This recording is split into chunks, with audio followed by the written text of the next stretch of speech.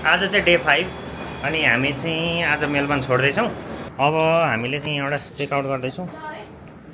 Lock गरिदिनु पर्यो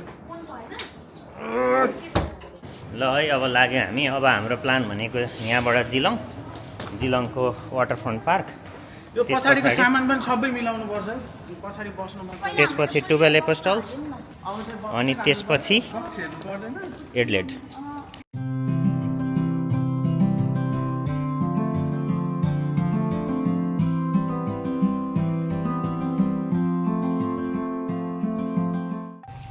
हामीले पार्किङ पनि गरिसकेका छौँ। अब त्यस पछाडि अहिले चाहिँ हामी जिलङ आइसक्यौँ।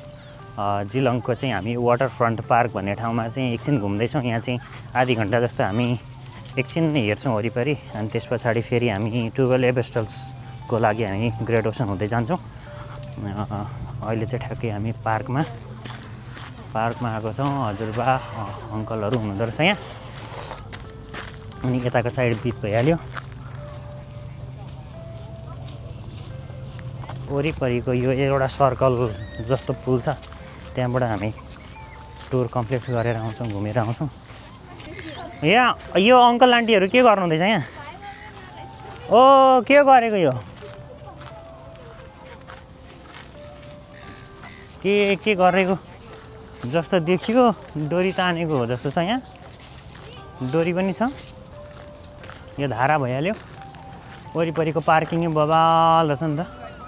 हामी चाहिँ यहाँबाट चाहिँ यो सर्कल कम्प्लिट गरेर ठ्याक्क उता पारी पुग्छौँ। अनि यो बिचमा चाहिँ मान्छे स्विमिङ गर्दो रहेछन् कि। दामी एरिया रहेछ है। यसरी स्विमिङ गर्ने रहेछ नि त।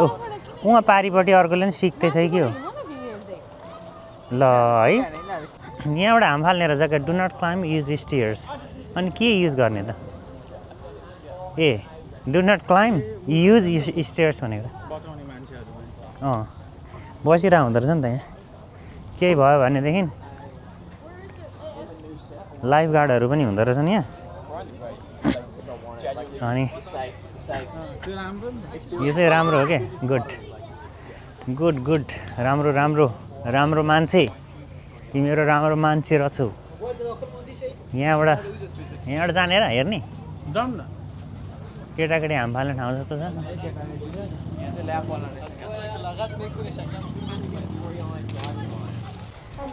Wow,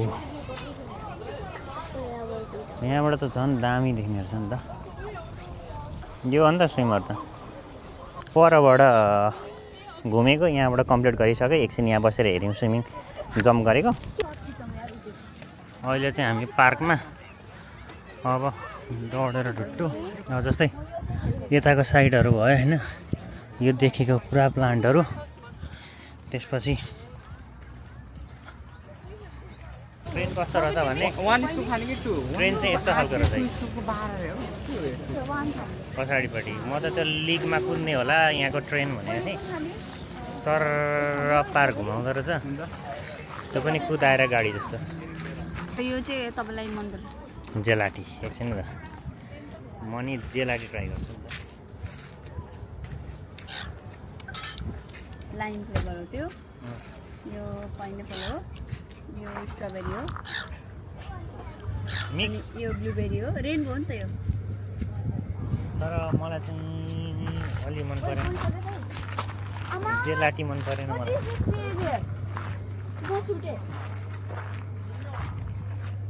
by bye Geelong. अब जिलङबाट चाहिँ हामी जाँदैछौँ 12 एपोस्टल्स एकैचोटि। अनि त्यहाँको भ्यू हेर्ने। ढिलो भइसकेको छ त्यसै पनि। हेऱ्यौँ वरिपरि, घुम्यौँ, रमाइलो रहेछ। पार्क ठुलो रहेछ। सियु 12 एपोस्टल्समा।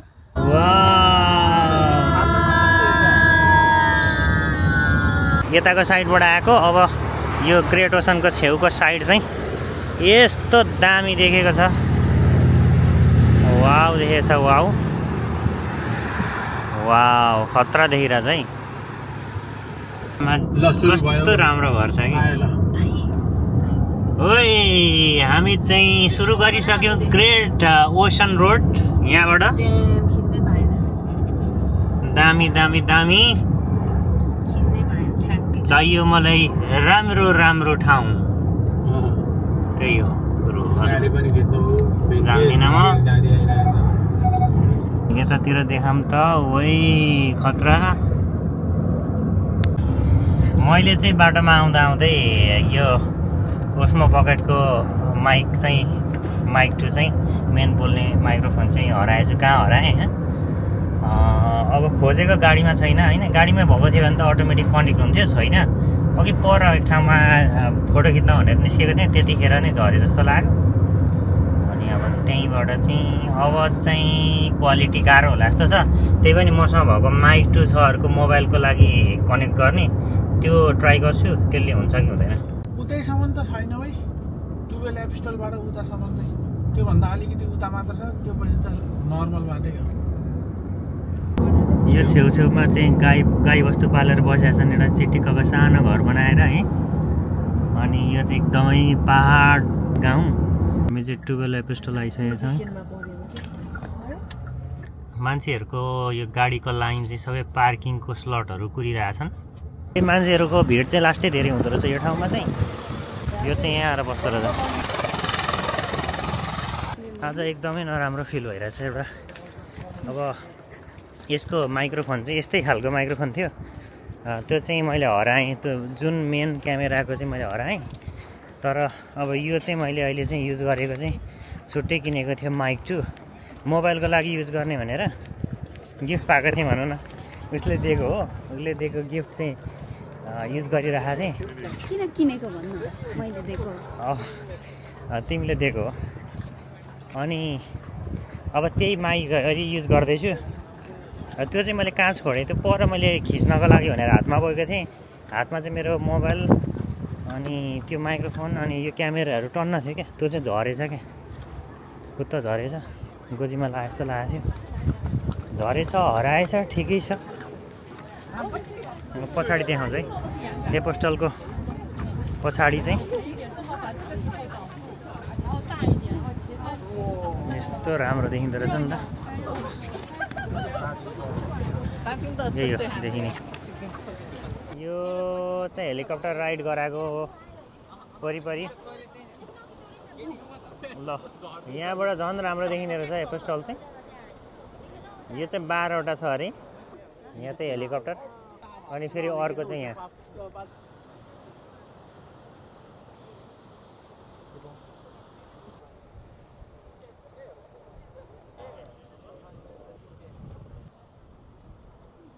यहाँबाट चाहिँ यसरी भित्र जाने। परबाट भन्दा त यहाँबाट पो राम्रो देखिने रहेछ त।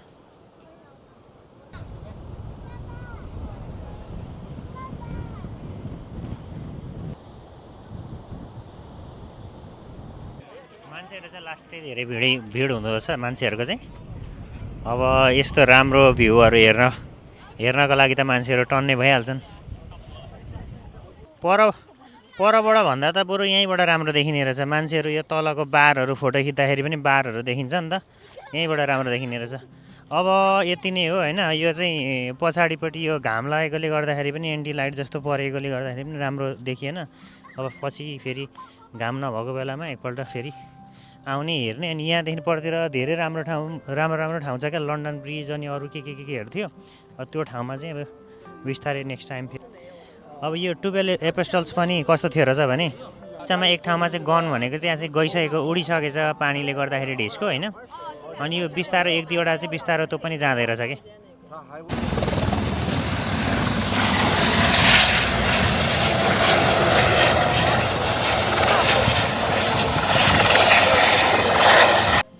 अब चाहिँ यति नै हो। यति हेरेर अब सिधै एकैचोटि एडलेटतिर लाग्ने हो घरतिर।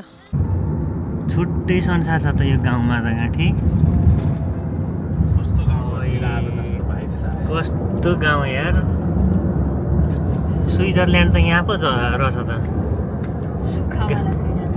पानी पनि छ रहेछ है, पानी पनि छ रहेछ। अनि वरिपरि गाईबस्तुहरू चरिरहेछन् क्या, बाख्राहरू भेडाहरू देखिरहेको थियो अघि।